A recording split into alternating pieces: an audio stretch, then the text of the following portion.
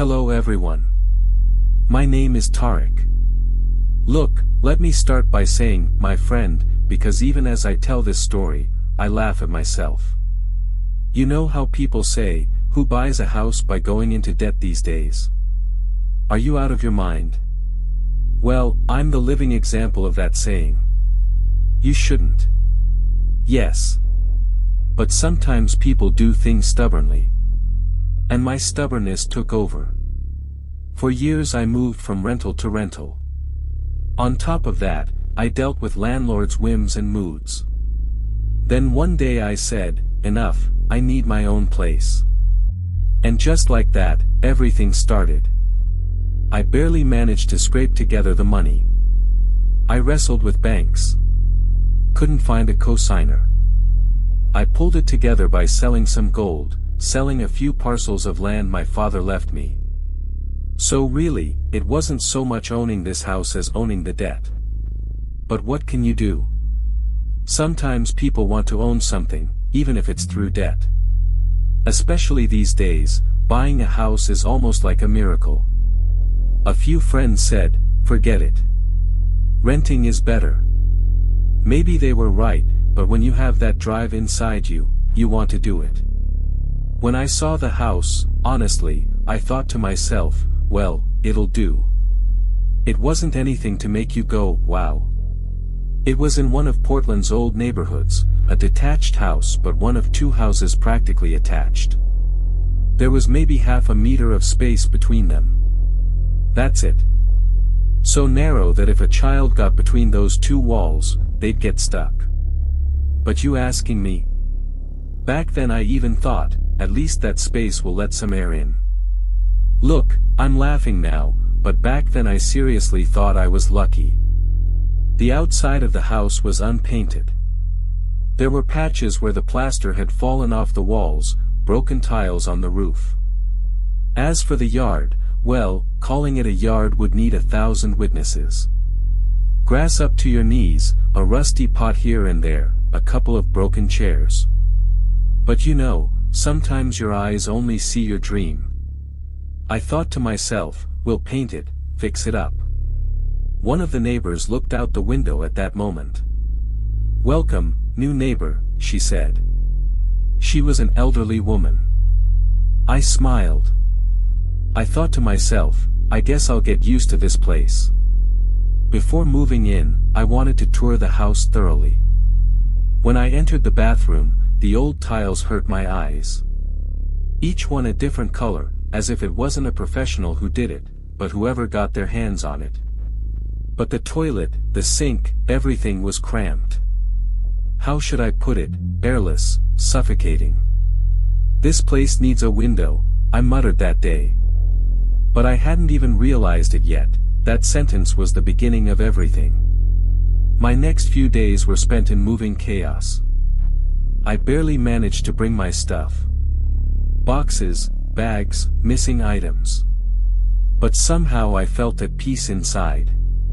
Drinking my morning tea in my own kitchen, the smell of food cooking in the pot spreading through the house.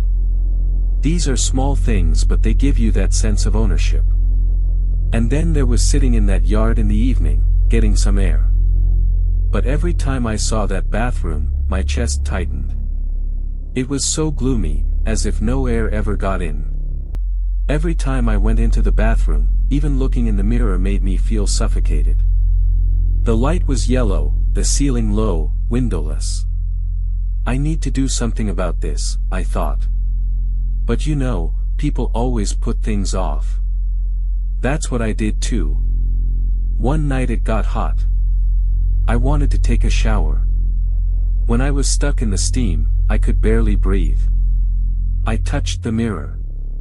It had fogged up from the heat. Then I noticed something. On the wall to the right of the mirror, up high, there was a square-shaped protrusion. Like a place that had been closed up. Plastered over but you could tell. I ran my hand over it. It was cold. Suddenly a curiosity passed through me. I wonder if there used to be a window here. The next morning before going to work, I looked carefully. Yes, there was something there. Not exactly window-sized, but clearly someone had closed up a space at some point. Maybe if I open this up, some air will get in, I thought. But a voice inside me also said, don't bother, what's the point? You know how much you argue with yourself sometimes. I thought about it for a week.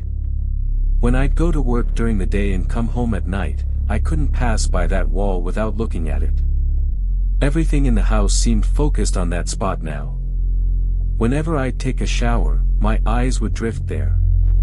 In fact, one time I even thought I heard a clicking sound coming from inside. But I thought, the house is old, it makes noises. Finally I decided. What's the worst that can happen? At most I'll break a few tiles. I'll scrape off some plaster and take a look.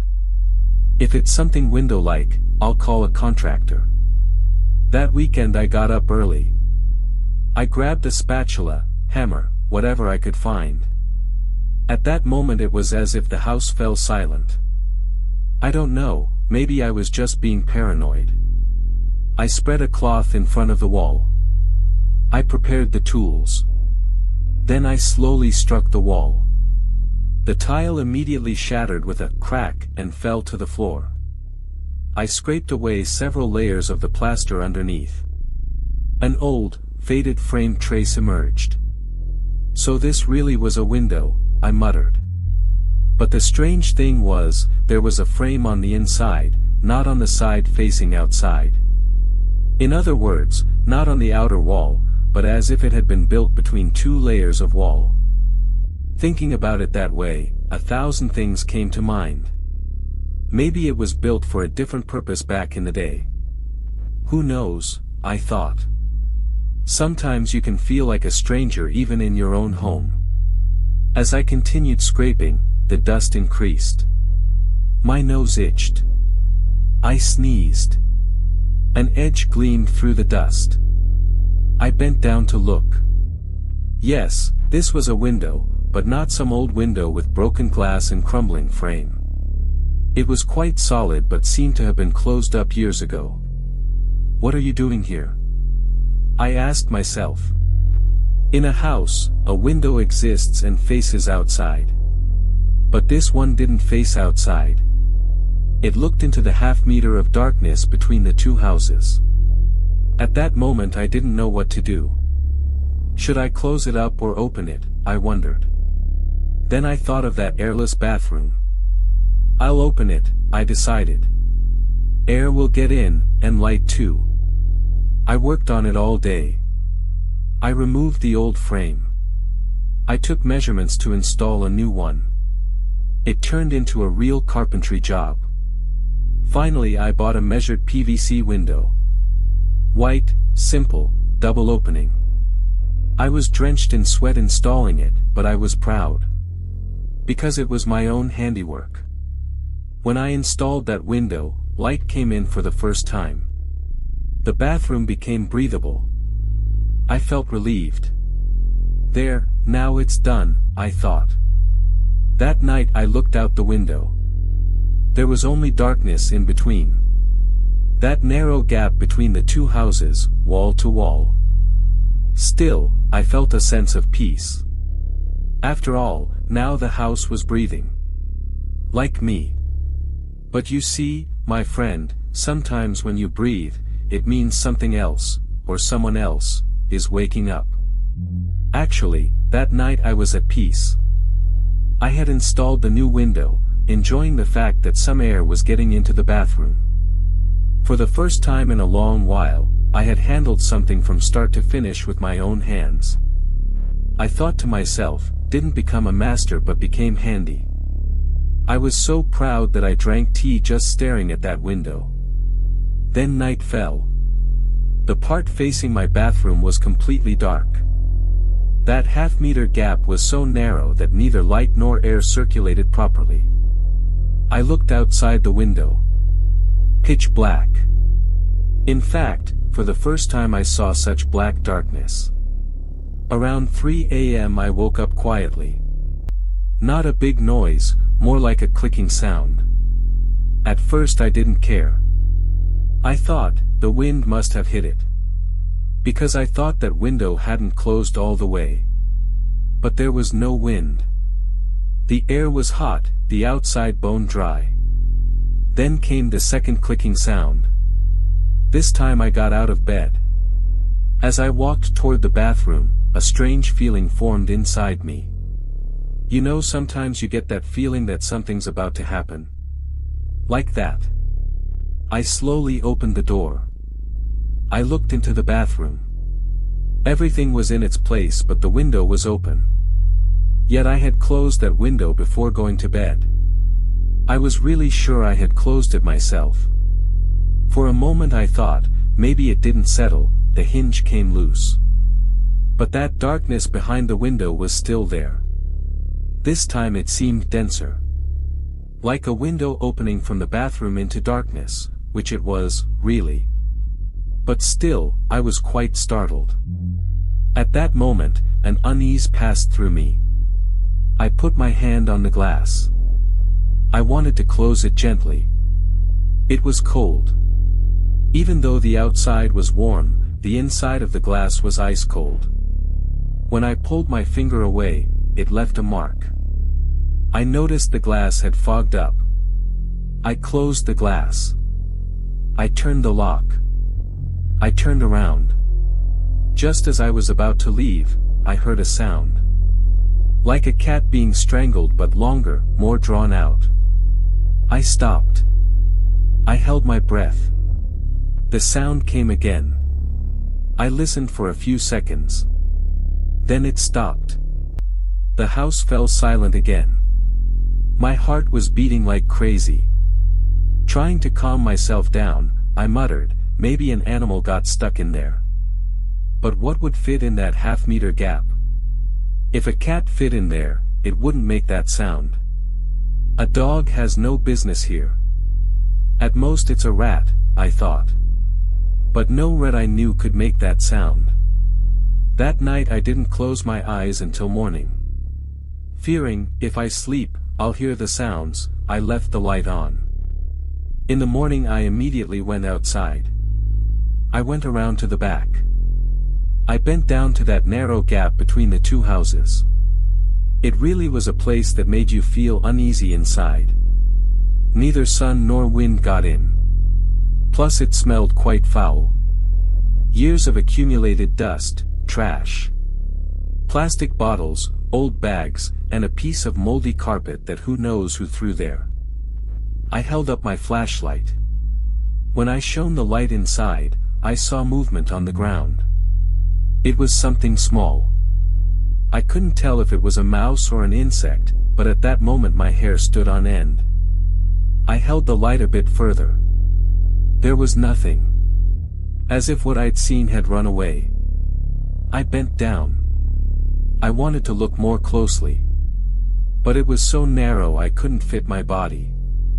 At most I could extend my head. The inside of the gap was damp, smelled bad. Like a place no one had touched for a long time. Who'd go in there? I grumbled. I even thought, maybe a bird got in there and died. That's why it smells. I found a piece of wood in the yard. About 2 meters long. I tied a rag to the end. Let me stir this around a bit. See what's in there. I extended the stick into the gap. At first I just pushed the trash around. Some bags came out. Then I felt the stick catch on something. I pulled, it wouldn't come out. I pushed a bit more. I realized I had grabbed something and was pulling it. A piece of bag had caught on the end of the stick. I pulled out the bag. I couldn't see what was inside. It was a black bag anyway. I tossed it aside. I extended it inside again. This time I pushed it deeper. It was so quiet I could hear my own breathing. As I was dragging the stick around, the thought passed through my mind, what if a hand grabs this from inside? That kind of fear makes you lose your mind, makes you recite every prayer you know. Stop being ridiculous, Tarik, I scolded myself, but I continued anyway. If a rat died, let me get it out at least. After a while something stuck to the end of the stick. I felt something slightly soft. I pulled it back. The rag part was wet. At first I thought it was water, but the color was strange. I held it up to the sun. It was like dark red. Is this a rust stain? I asked myself. Then I smelled it. It smelled like blood. When that smell hit my nose, my insides turned. My stomach churned. No way, this is too much, I grumbled. I threw away the piece of rag. I held the hose to that area. The water mixed with mud. It flowed away.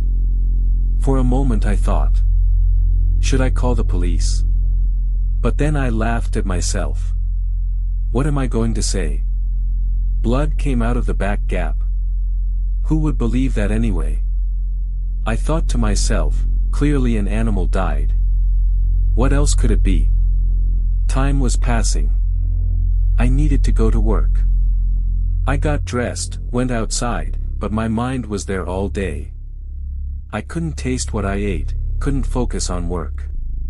That red stain kept appearing before my eyes.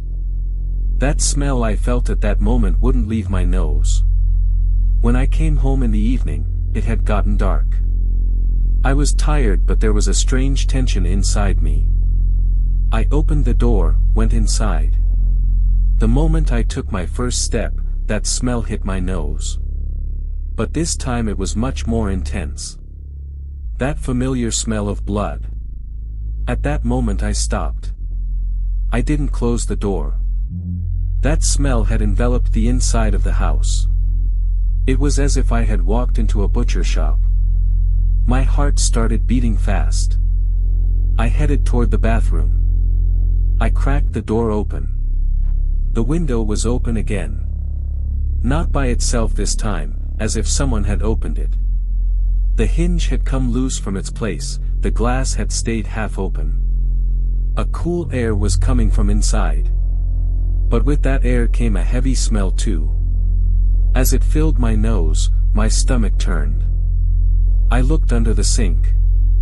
Everything was in place. But when I bent down toward the window, I saw something. Small red drops had left marks on the tiles. They seemed dried. I touched it with my finger. It was sticky. At that moment I pulled back. My heart came up to my throat. What the hell is going on here? I yelled to myself. Even my voice came out so hoarse I didn't recognize it. I tried to find where that smell was coming from. But it had spread so intensely it seemed to cover everywhere. For a moment I turned back to the window. I looked outside. It was dark again. But this time there was something inside that darkness. It wasn't moving. Just a pair of eyes looking at me. As if someone was standing there, looking inside. When I blinked and opened my eyes, they went back. You've completely lost it, Tarik, I scolded myself. Getting all that blood smell out of the house took 2 hours, I'd say. I opened every window there was. I even pointed the fan at the door. At one point I wondered, does it really smell like blood or are my nerves shot? But that smell, I can neither describe it nor forget it. Like metal, like iron, but with a dampness inside, a rotting smell. As if something had died somewhere and its breath had seeped into the walls. I sprayed perfume, burned incense. At one point I even poured cologne on the floors. Finally the smell lightened a bit. Whether my nose got used to it or it really went away, I couldn't tell, but I took a deep breath and grumbled, okay man, it's over. I was tired. I'd been on my feet since morning, renovations, cleaning, and these strange things. I said to myself, I'm going to work tomorrow. Too lazy even to shower, muttering, what nonsense am I dealing with? I didn't even change my clothes, just stretched out on the couch. The TV was on. The conversations in the movie playing came to my ear like a lullaby. I couldn't keep my eyelids open. I thought, I wish I hadn't bought this house. Then I fell asleep. Everything went dark. Actually, it didn't feel like a dream. Because if it were a dream, I would have realized it. But this was more like the feeling of someone watching me. First I felt a coolness at the tip of my feet. Such a coolness that it was as if someone had grabbed my foot and was running their ice-cold hands over it. I couldn't move. My body was numb. My tongue stuck to the roof of my mouth. Then that coolness suddenly started pulling. But not gently. Hard, hard. As if someone was grabbing me by the ankles and dragging me. When I fell from the couch to the floor, I hit my head on the ground. My eyes were closed but I could sense that bathroom light. A steam, a suffocation was rising from inside. I was being dragged. I wanted to scream, couldn't. Something like stone had settled on my chest. My breath was choking. Get up, I'm telling myself. Get up now. This is just a nightmare, I'm saying, but I can't get up. At that moment, a sound. Like nails scratching. I don't know if it's glass or tiles being scratched, but I heard it. Then I heard that sound. That moaning-like thing. You know, like what came from the gap last night, can't tell if it's animal or human. This time much closer, almost right by my ear. Then it pulled me toward that bathroom window. I still don't understand how it happened. Am I asleep? Is this real? But that pulling has its harshness on me. I'm hitting the edge of the wall. The coldness of the tiles is touching my back. Then something, like nails, is scratching my wrist. This time I screamed. And at that moment a hand reached out from the window. Jet black. Like soot. Long fingers, pointed nails. That hand grabbed me and suddenly pulled me through that tiny window. How I fit, how my body passed through there, I don't know, but I passed. I was squeezed into that cramped, not even half a meter gap. Darkness. Hard to breathe. My whole body touching the walls. I'm thrashing. I'm screaming but my voice isn't even echoing. My nose filled with filth, dampness, rotting smell. Then shadows appeared before my eyes. Small shadows. As if there were a bunch of creatures living there. Some four-legged, some crawling. One bit my foot, it hurt. Another pulled my hair. Rubbed against my face with its teeth. At that moment I felt like I was going crazy. God! I screamed. Someone started laughing from inside the darkness. It was like a woman's voice. Suddenly I opened my eyes. It was morning. The sun was streaming through the window. My heart beating like crazy.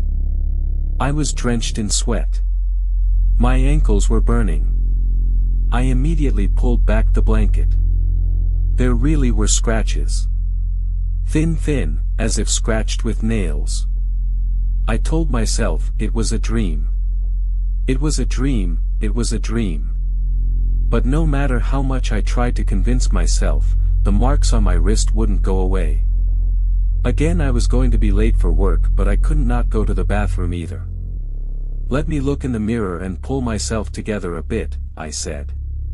I needed to shave. I took the razor in my hand.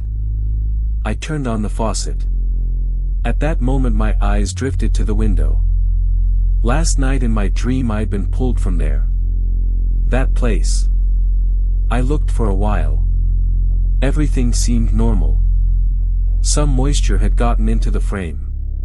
That's all.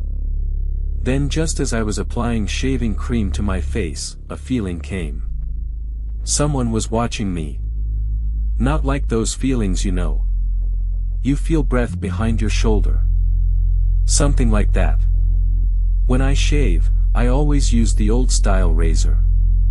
You know those razor blades they use in barbershops? Well, I'd take them out one by one and put them in the straight razor. The blade had just stayed between my fingers. My eyes involuntarily turned to the window. It was there. A pair of eyes looking from inside the darkness. Blood red. For a few seconds we just looked at each other like that. Then suddenly those eyes pulled back. They mixed into the darkness. Nothing remained behind the glass. I started chewing the gum in my mouth faster. Then, wait a minute, I thought to myself. I hadn't put gum in my mouth. So then what was I chewing in my mouth? I put my hand in my mouth. Oh my God. I spat the contents of my mouth into the sink. You idiot Tarik, you fool Tarik, you've been chewing the razor like gum. But there was no pain, no cutting, nothing. I opened my mouth with my fingers and looked inside. God, what am I experiencing? Protect me, O Lord. Thank God, neither my tongue nor my palate was cut. Then I turned my eyes to the thing in the sink. When I rubbed my eyes and looked, I saw something different. This was a hairy piece of meat. I retched and lost it. Then I felt like there was a hair in my throat. Retching, I started pulling that hair with my hand. My God, the more I pulled, the more came. It was getting thicker. It was becoming a ball. Retching, coughing, when I pulled that ball of hair from my mouth, I realized it was like a woman's long hair. There were white mucus-like substances on it. When I pulled a bit more, this time I felt small things passing through my throat with a clicking sound. When I looked at the hair, I saw they were beads attached to those hair strands. When I looked at the window, this time I noticed that the owner of those eyes was extending its head and trying to enter inside. This time I could see it clearly. It had a long strange nose, large ears, and a flat, hairy face. I screamed. Who are you? I stepped back. I pressed my back against the wall. I thought, I need to move out. But I was up to my neck in debt. When I came home in the evening, there was fear inside me. As soon as I entered the house, I looked at the bathroom. That window was still in its place. Silent but as if waiting for me. I thought, I'm going to finish you today. I went and got the black garbage bags. I gathered newspapers. I wrapped the window in layers, stuck it with tape. Let neither light seep through nor air enter. I closed off that darkness. Then relief passed through me. For a week, nothing happened. Believe it or not. It was as if the house had returned to normal. The first few days when I stepped into the bathroom, my heart still tightened. I'd look at the walls, glance behind me in the mirror. But over time I got used to it. Even when showering, I started to relax. It's all over, I told myself. One evening I came from work. I turned on the TV. I ate a bit. Then I stretched out on the couch. When I got sleepy, I turned off the lights. I moved to bed. My body was tired. My eyes were closing. I thought, finally I'll have a peaceful night in this house. I don't know how long I slept. At one point I opened my eyes. My lips were dry from thirst. I searched for the glass on the nightstand with my hand. As I reached for the water, something passed through me. It was so quiet that I froze. There, waiting across from me. Someone was standing in front of my bed, in the corner of my room. Soaking wet. Water was dripping from their clothes to the floor. Drip, drip, drip. I could hear the sounds clearly. Long black hair seemed to cover their face. I couldn't move. I couldn't breathe, couldn't speak. My heart beating like crazy, but my body had turned to stone. Only my eyes could move. The woman, that is, the Jinn woman, slowly approached. I heard her footsteps. That narrow, heavy smell surrounded me. Wet earth and something else. The woman came right up to my face. I felt her breath on my face. As if thousands of voices were whispering something at the same time. We have chosen you. A pressure settled on my chest. My breath choked. That Jinn climbed on top of me. I couldn't move even the tip of my fingers. The ugly Jinn woman climbed on top of me with her wet body. Waters dripping from her hair and clothes were coming onto me. It was extremely cold. The Jinn woman did something I didn't expect at that moment. She forcibly had intercourse with me. I couldn't even move. I couldn't protect myself. When I opened my eyes, the bed was dry. Sweat was pouring from my forehead. I sat there for a while like that. I tried to understand what I saw, what I experienced. I said, it was a dream, but everything seemed so realistic. I put my hand down. Forgive me, I had had a wet dream. Just then I heard the sound of drums inside the house. Such a sound that it was as if it was being played inside the house. Not one, but from 4 different places at the same time. Boom boom boom. Then the sound of a zurna entered. High-pitched and strangely melodic. I jumped out of bed. I felt like my eardrums were going to burst. I covered my ears with my hands, but it was useless. The sound was coming from inside the house. I ran to the door. I burst outside. Midnight, the sky pitch black but the whole neighborhood silent. The sounds were still coming from inside the house. It was so intense that it seemed the walls were vibrating. I knocked on the neighbor's door. The old woman came out in her nightgown. She looked at my face, shocked.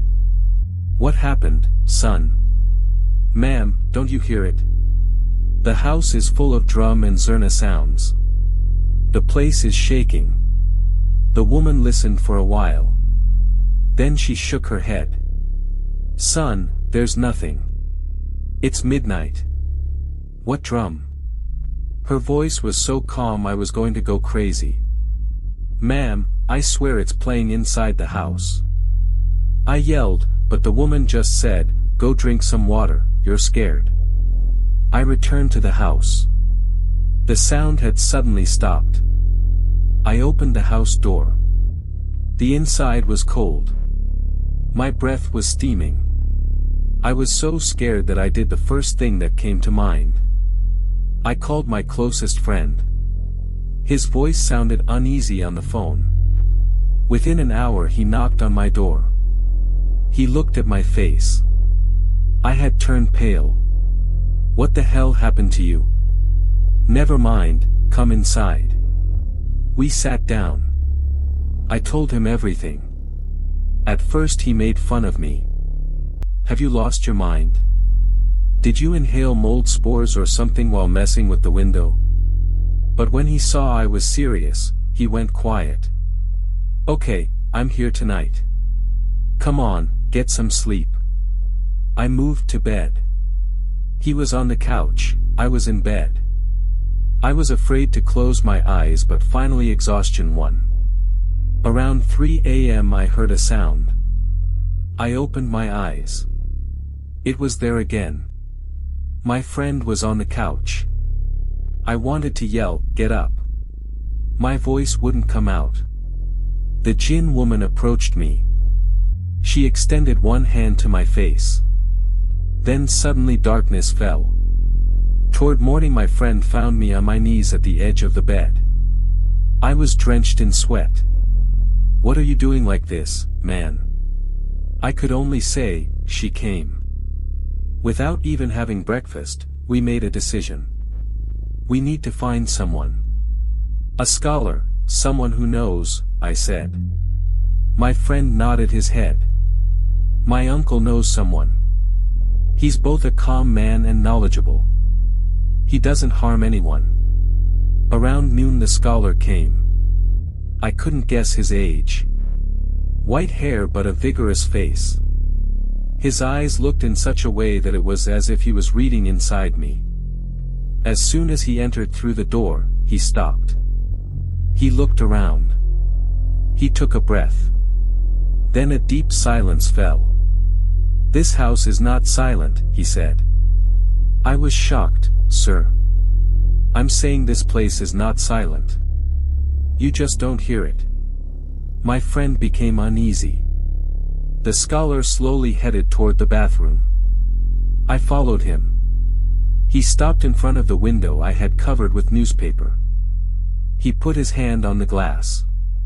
He slightly bowed his head, as if he was listening to something from inside. Then he turned to me. "Why did you cover this window?" "Because sounds were coming from there, sir. Something was watching me. Then she came." "How did she come?" "I don't know if it was in a dream but—" He cut off my words. "I understand, son. That wasn't a dream. It happened, son." I didn't know what to say. The scholar left the bathroom, went to the living room, sat down. He put his hand on his knee. "Son, I need to speak with you honestly. What you've experienced is not ordinary fear. You've encountered a Jinn." "What is a Jinn?" "A type of being that takes human form, sometimes contacts humans in dreams, sometimes while awake.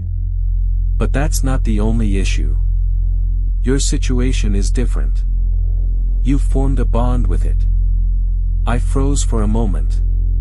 "What kind of bond, sir?" "A marriage bond. A Jinn woman has claimed you. This marriage was performed by force, but now you're considered her spouse." My friend jumped up. "What are you saying, sir? Can such a thing happen?" The scholar calmly said, "It can, son. Jinn also have their order. They also have marriage, bonds, authority. If a Jinn touches a human, even without their consent, a bond can be formed." Turning to me, he said, "Unless this bond is broken, you won't find peace." I recoiled in fear. "Sir, is there no way to get free?" "There is, but it's risky. The marriage must be dissolved. That being won't consent to this, will resist. In fact, sometimes it wants to take that person completely." Silence fell in the room. Only the sound of the clock could be heard. The scholar closed his eyes. He recited a prayer. His lips moved but no sound came out. Then he opened his eyes. "When night comes, we'll begin. Now rest. Don't air out the house. Don't let anyone inside." When the evening call to prayer was recited, the scholar came with a pouch in his hand. I don't know what was inside, but it was giving off a faint smell. It didn't smell like incense, but it hit your nose. The scholar's eyes became serious. "Before the night passes, I'll recite some verses. You stay calm. Whatever you hear, whatever you see, don't move. Definitely don't talk to whatever appears before you. It wants to deceive you." I nodded my head.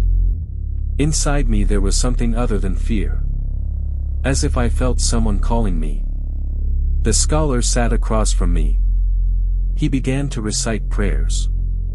His voice came from deep inside. As if two people were speaking at the same time. As the words came out of his mouth, a metallic sound started coming from inside the house's walls. The lights went off and on. As if the oxygen in the room was being pulled out. I felt a great pressure on my chest.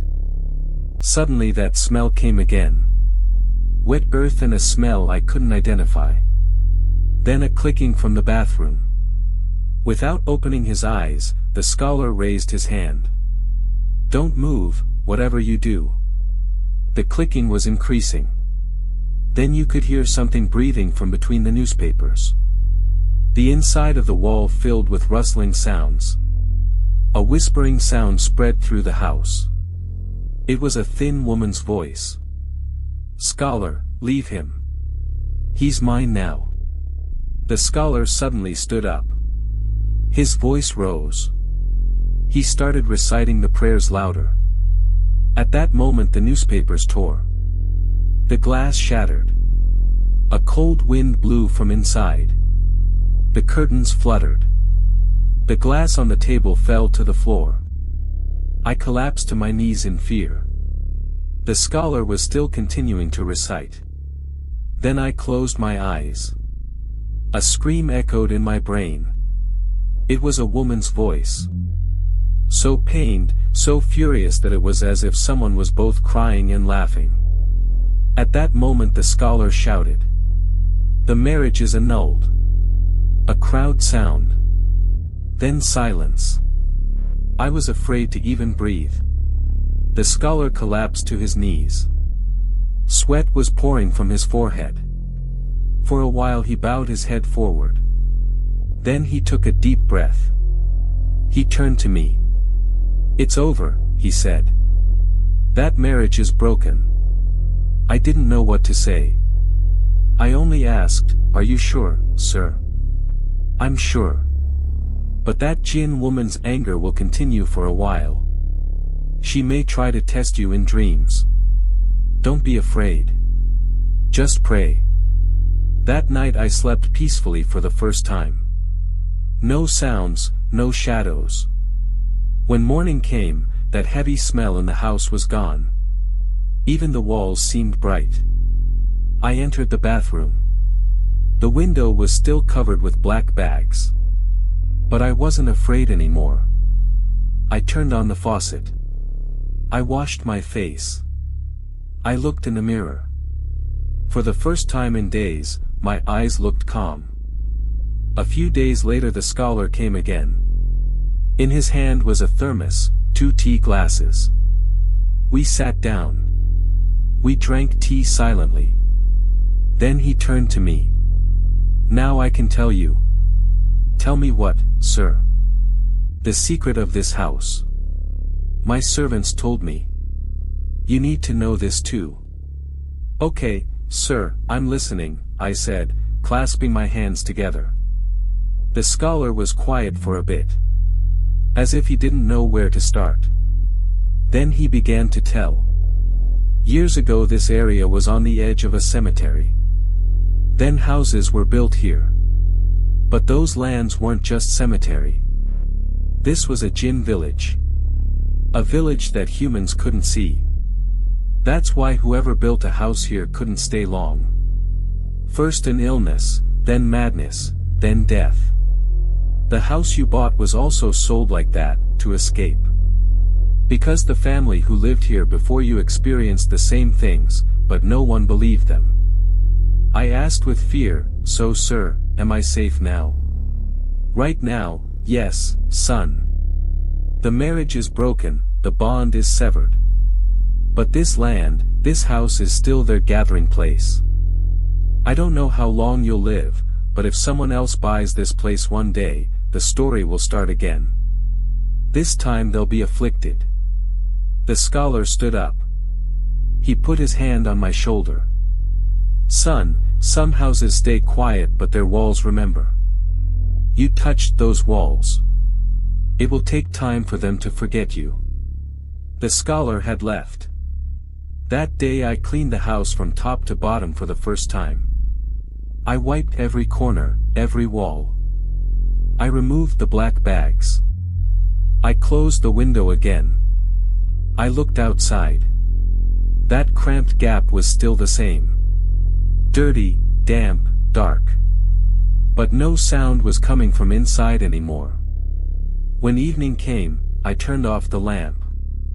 I lay down in my bed. There was silence. I just said one prayer inside. "God, let me never see those eyes again." Years have passed. I got married. In this house I live with my wife, my children, and my mother. I lost my father recently. I have a 2-year-old boy and a 4-year-old girl. Until now, I haven't told them what I experienced when I was single so they wouldn't be scared. But thank God, I haven't encountered the slightest problem either. Now my wife doesn't like the house. She says, let's move.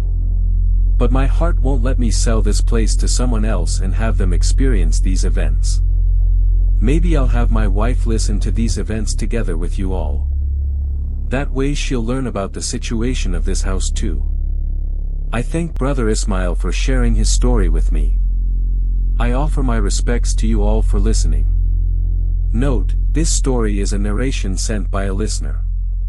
It may contain elements that are controversial from an Islamic perspective.